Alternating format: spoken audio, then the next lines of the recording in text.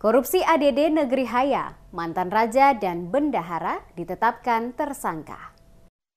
Penyidik Kejaksaan Negeri atau Kejari Maluku Tengah menetapkan Hasan Wailisa, Irfan Tuhan, dan Rahman Lesipela sebagai tersangka dalam kasus dugaan tindak korupsi dana desa dan alokasi dana desa atau ADD Negeri Haya, Kecamatan Tehoru, Kabupaten Maluku Tengah. Hasan Wailisa merupakan mantan Kepala Pemerintahan Negeri KPN atau Raja Negeri Haya, sedangkan Irfan Tuhan dan Rahman Lesipela merupakan mantan bendahara. Ketiganya diduga berperan melakukan penyimpangan DD dan ADD Negeri Haya tahun anggaran 2017, 2018, dan 2019 senilai 1,9 miliar rupiah.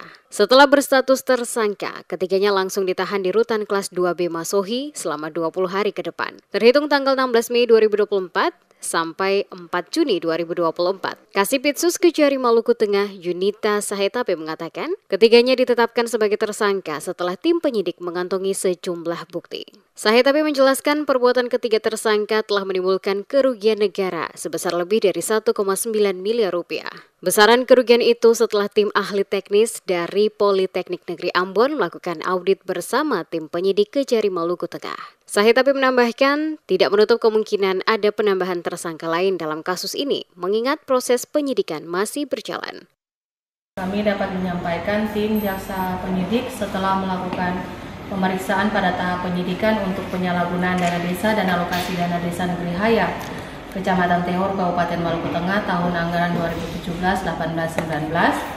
Kami berpendapat bahwa sudah ditemukan adanya 2 alat bukti bahkan lebih sebagaimana yang termuat dalam pasal 184 KUHP, sehingganya kami memutuskan untuk menetapkan 3 tersangka pihak-pihak yang paling patut dimintai pertanggungjawaban dalam penanganan perkara ini. Di antaranya 1, Hasan Wailisa sebagai Kepala Pemerintahan Negeri Haya masa jabatan 2016, 17, 18, 19, 20. Kemudian yang kedua, mantan bendahara tahun anggaran 2017 dan 2018. Yang ketiga, mantan bendahara 2019.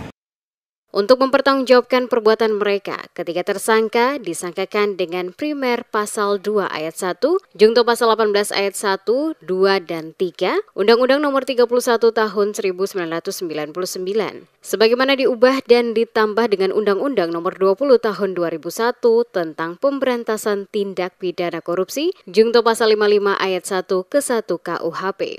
Subsidiar pasal 3 Junto pasal 18 ayat 1, 2, dan 3. Undang-Undang Nomor 31 Tahun 1999 sebagaimana diubah dan ditambahkan dengan Undang-Undang Nomor 20 Tahun 2001 tentang Pemberantasan Tindak Pidana Korupsi.